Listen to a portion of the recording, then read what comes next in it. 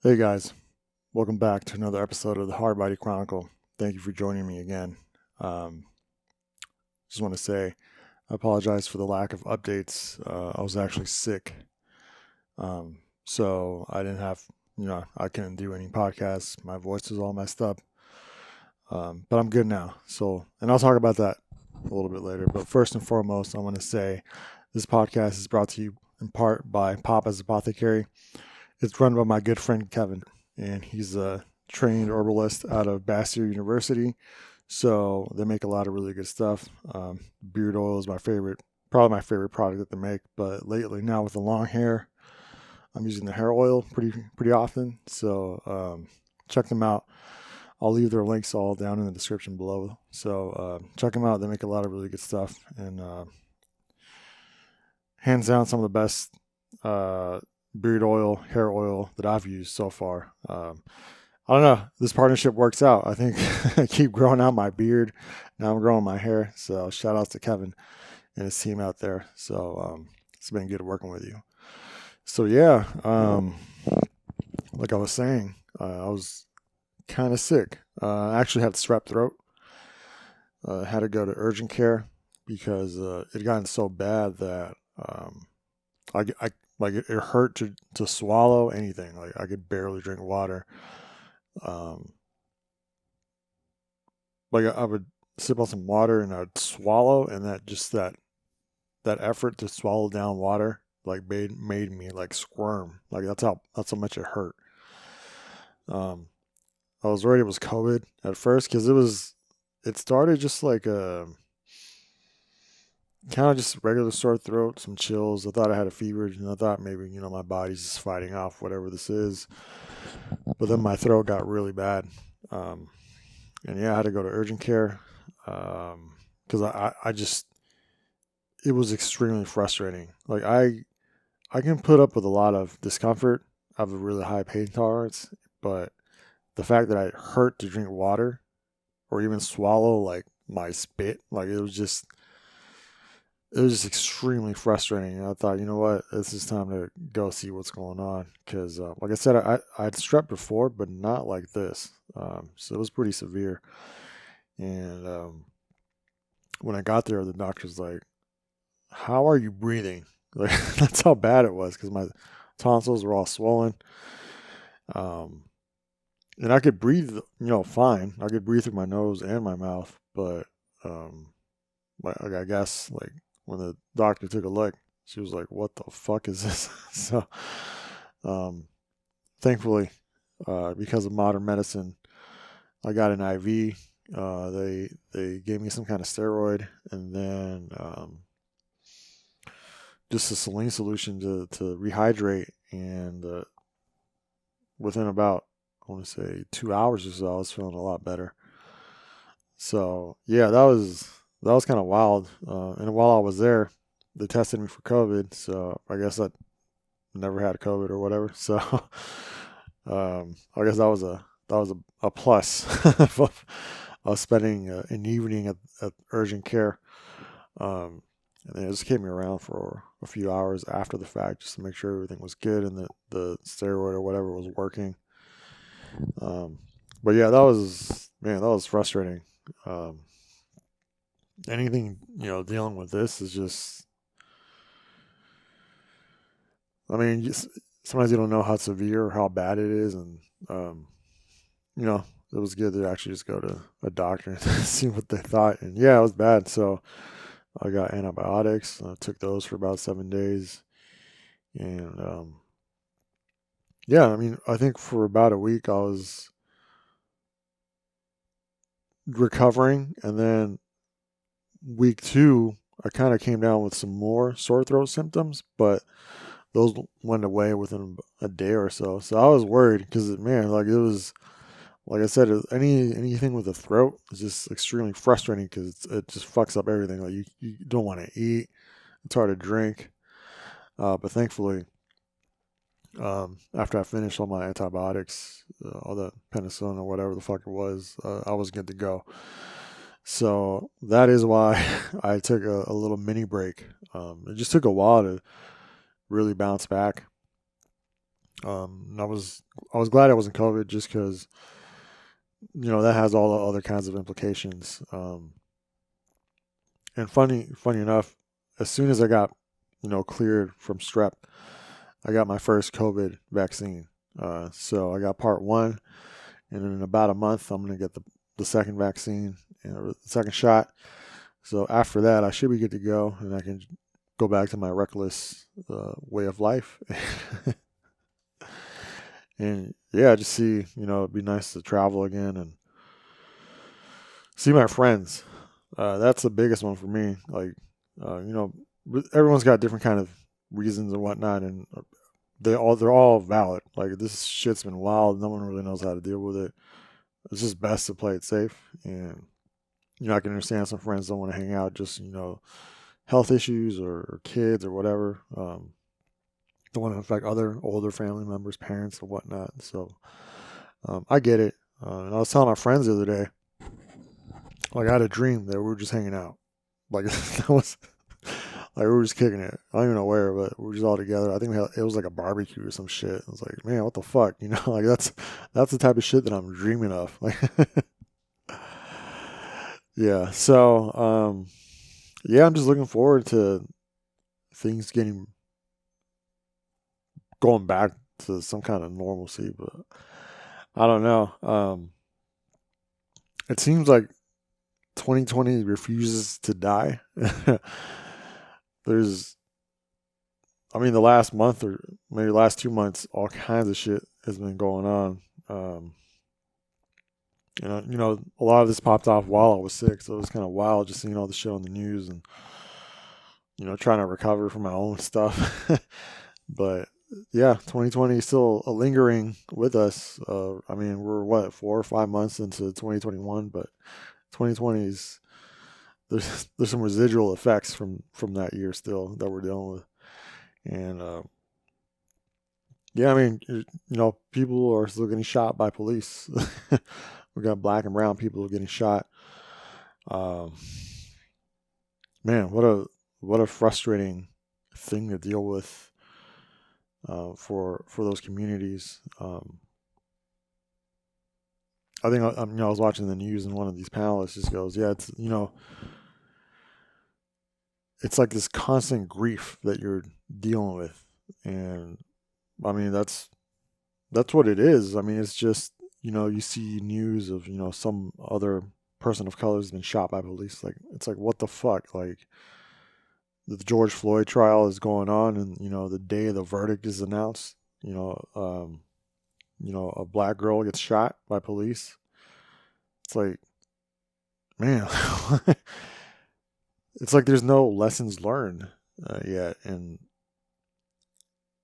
I don't know. I mean, just with the advent of cell phones and uh, the fact that people film everything, I mean, maybe that's just what it's going to take. Just constant reminders of the fuckery that's going around with some police. I mean, I don't know. Um, it always begs the question, like, why is it always escalated to the most deadly use of force, like constantly? It seems like black and brown people, they'll get the gun no matter what they're doing. Like it could be a fucking traffic stop, your tail lights busted, and you get shot. I mean, like I laugh about it because it's just fucking it's comical. Like you couldn't write this shit. Like it's just insane that this is what's going on.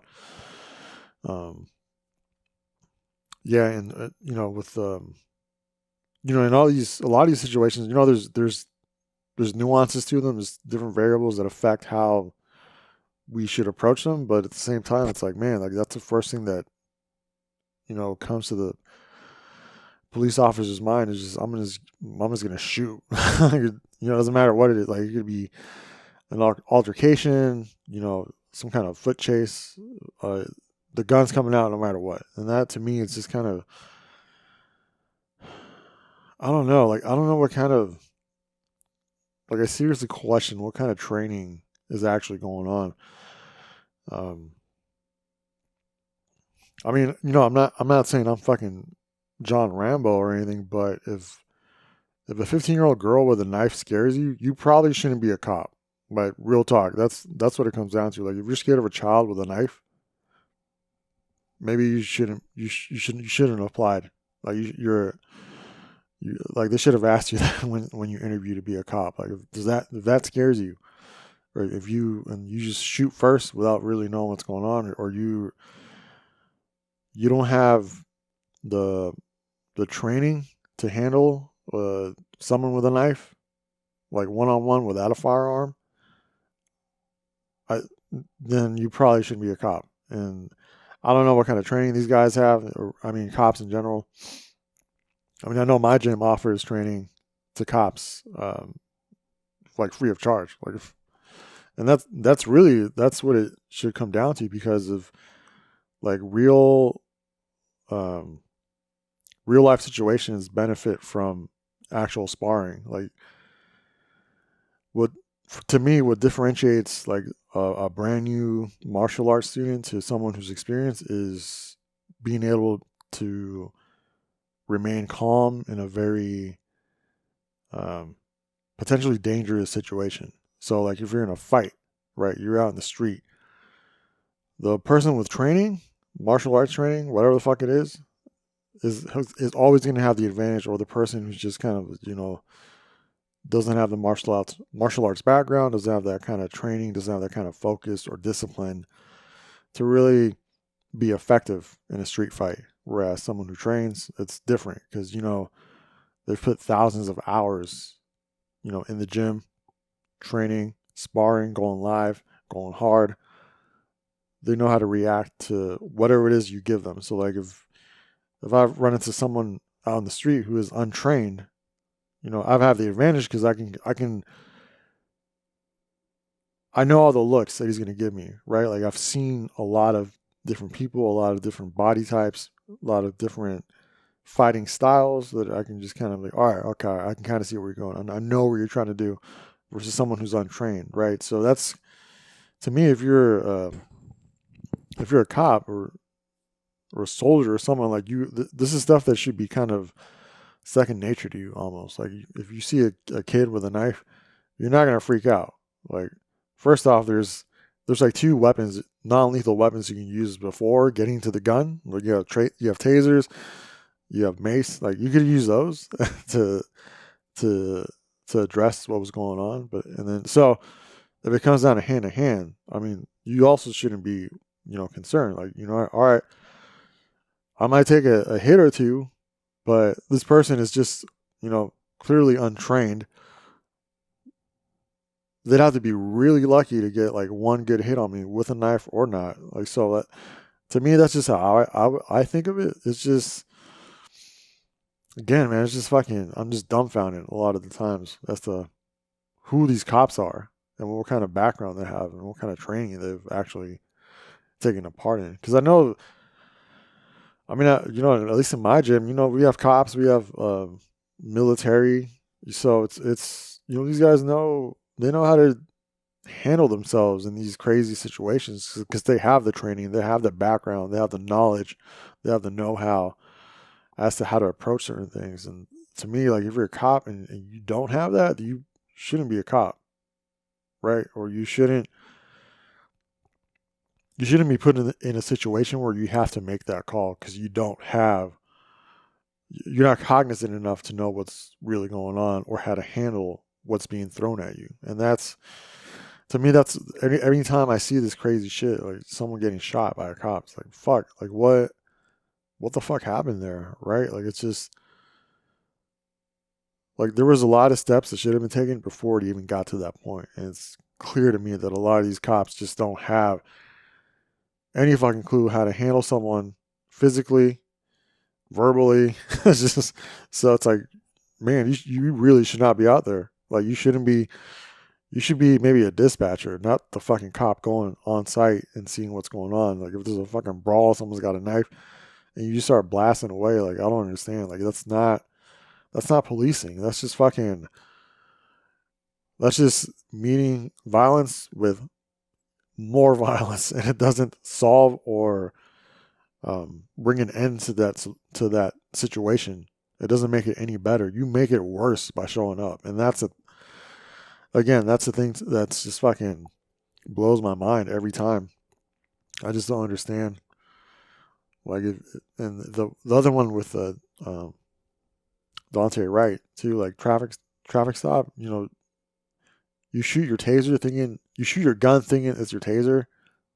Like if again, like it's just if if I have an everyday carry setup, I got my strap, I got my mace, I got my club, taser. Like I know where that shit is on my belt, on my person, in my holster. Like I know where you got to know where all that is. And the fact that you just mistake your firearm for your taser, again, it just comes down to training. Like you're just clearly you're not capable of doing this kind of work. I'm sorry. It's just like I don't know how low of a bar there is for cops. So yeah, man, it's just seeing all that shit on TV and it's just frustrating. It's just frustrating, and it's clearly it happens more to some communities more than others, and that's where all this. That's why all this gets so tense because it's like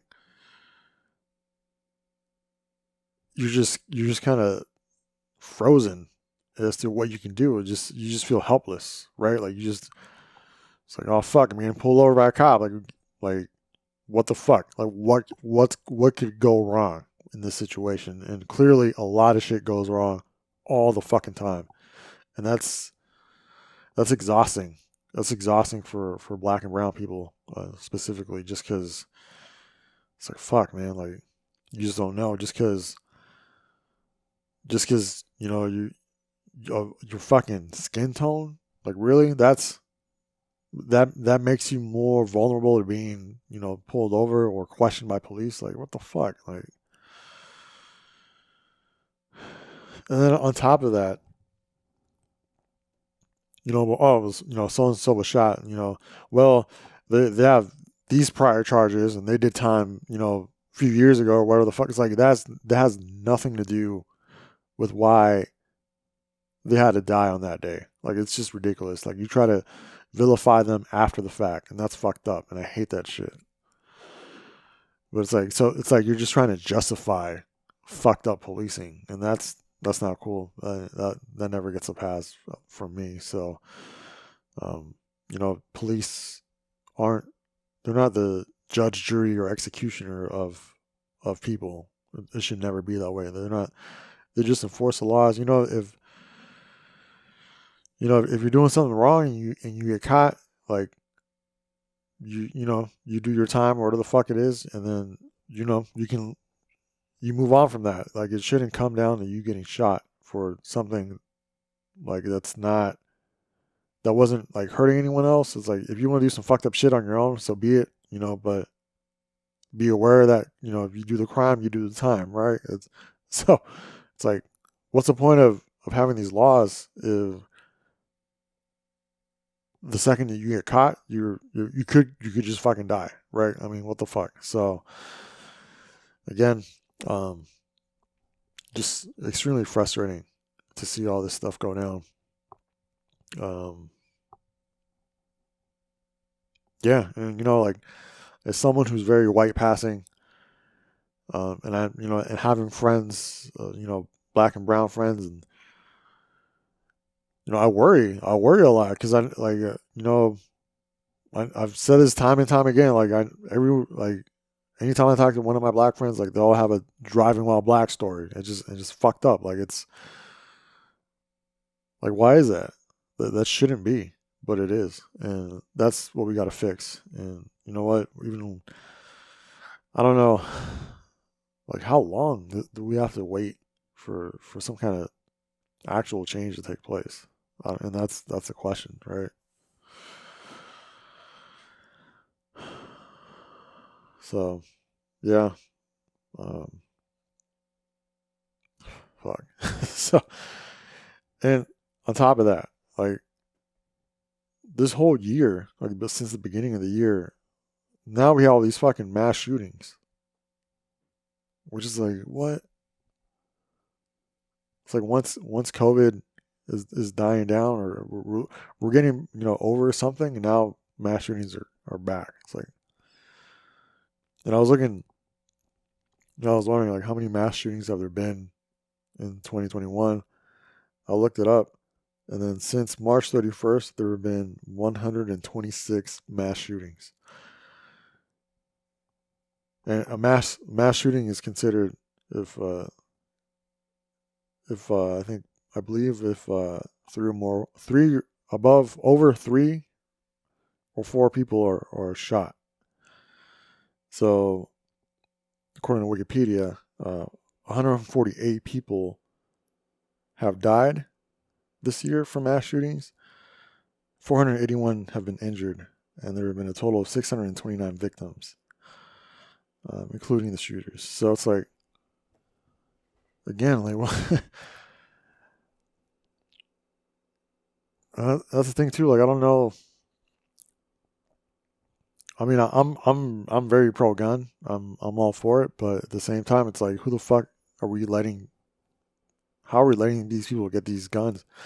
And there's been several of these where, like, mothers of these shooters have warned the police of saying, "Hey, so and so's my son is wilding out. Heads up," and nothing happens. Like, it's like, you got a fucking warning. You did nothing about it. You never flagged him or nothing. It's like, so even people who are trying to prevent these things from happening, it's falling on deaf ears. And again, it's like, what kind of policing, or what kind of work is actually being done to address this? And I mean, this is crazy. I don't understand. And like why wouldn't you want to have a gun seeing all this crazy shit go down, right? Like, but then it's like, are you going to be strapped the whole day? Like, it's kind of a hassle to carry a piece. Like, it has to be a part of like your routine, really. I think you got to make sure you go somewhere where, you can carry it, conceal weapon permit or whatever, like concealed carry. So it's like, man, I mean, that in and of itself is a lifestyle, but I don't know. I don't like, still, with so many guns out there already, like, it's easy to get one. And I don't really know, even if you go through the legal channels and if you've been flagged, like, there's nothing really stopping you from going to a gun show or just buying an illegal gun off the street somewhere. So I don't know. We've dug ourselves in such a hole that I don't know how the fuck you can get out of this.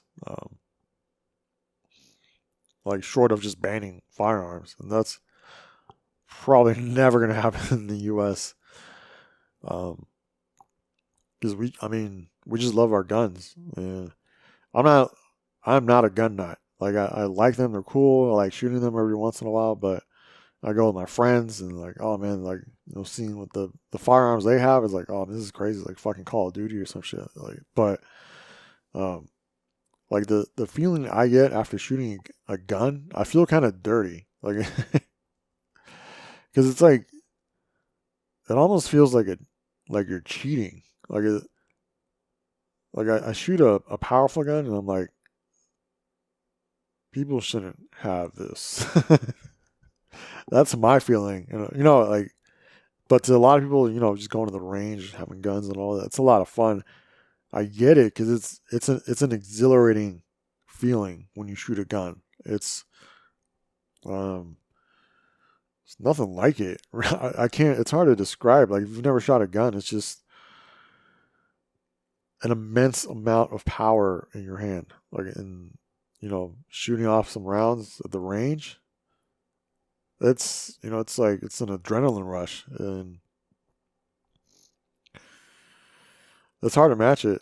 And like, I don't know, I feel dirty. So I feel like I've sinned. Like, after I shoot a gun, I'm like, man, this is wild, man. Like, we shouldn't have. I don't know. I'm not saying we shouldn't have them, but it's like, there should be some level of responsibility before you can actually handle one of these. In the U.S., it's so fucking easy. So, yeah. So, I mean, um, again, I don't know what the answer is for some of this stuff. Like, I'm raising more questions than answers, and man, I don't know. I just feel like I'm venting right now, but that's kind of the stuff that's just been on my mind these last few weeks.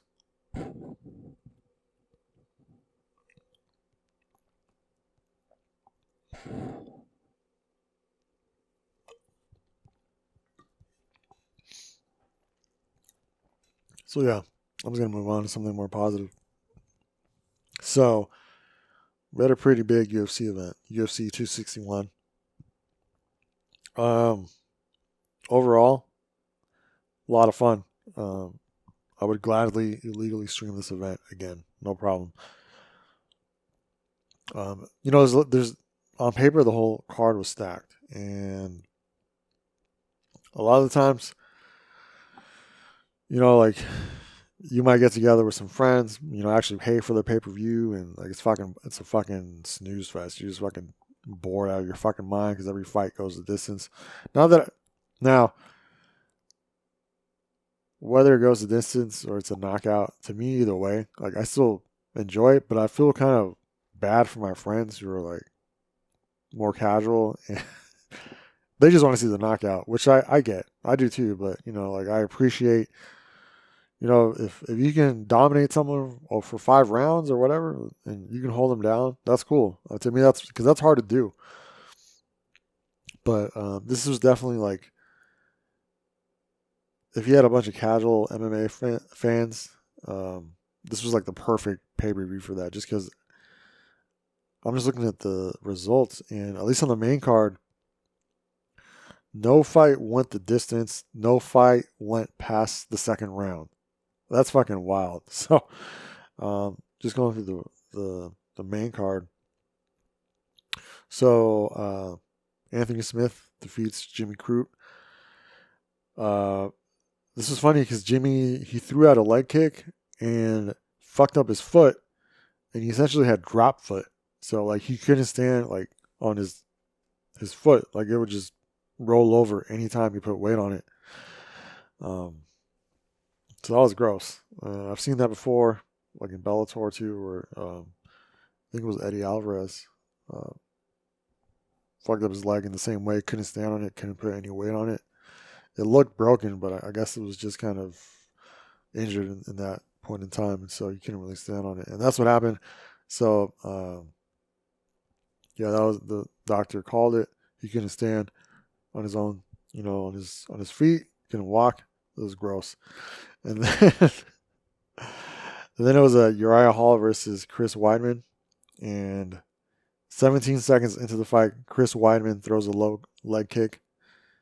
Uriah Hall checks it. Weidman's leg just fucking breaks exactly the way it broke against when he fought Anderson Silva. So his fucking leg just hit and just flapped around. It was gross. I saw one picture where you could see Weidman's leg was bent and the bone was sticking out like that. I was like, man, um, yeah, I'm not. I'm a fan of the striking arts, but I don't train them like ever because that shit hurts. Like whether you get hit in the head or you're doing low leg kicks, that kind of thing, any kind of Muay Thai kickboxing, that shit's annoying. I don't like it. um, like I can't do them long term like I can wrestling or just grappling in general. And this was a wild, like, I don't know, like it was karma or something. One of the main things was that Uriah Hall was very classy, even though he won. He said, I feel, sorry about that. I feel for Chris and his family. Whereas Chris Weidman, when he checked Anderson Silva's leg kick, he just fucking started celebrating and was like, "Yeah, we trained it. We trained for that." So I guess that's karma. Karma's a bitch. So, and then like I've heard bone density goes down as you get older. So, man, like you got to take calcium or something. I don't know. You got to supplement, but that was wild. And yeah, the first two main card fights and because of leg injuries, which is so you kind of already knew this was going to be an interesting night of fights. Then we had a women's flyweight for the belt, Shevchenko versus Jessica Andrade. Ended in the second round. Shevchenko just out grappled Andrade, and that's where we thought maybe Andrade would have somewhat of an advantage, but that wasn't the case. Valentina took her down, kept her down. She actually got the salivary in. Shout out to Ivan Salivary. She got the crucifix. Started elbowing. Andrade couldn't get out, and it was a wrap. So yeah, really good technique by Shevchenko. I would have assumed Andrade was a stronger grappler, but yeah, Shevchenko nullified whatever. There was no threat. Shevchenko was just better across the board. She's kind of cringy, but she's good. I mean, I don't really see. I mean, she went the distance with Amanda Nunes, who's like the pound for pound female fighter right now. So I don't really know what's next unless she goes up again. Goes up in weight, fights and then Amanda Nunes. But we already saw that, so I don't know. We'll see. We'll see what happens. But yeah, Shevchenko keeps the belt.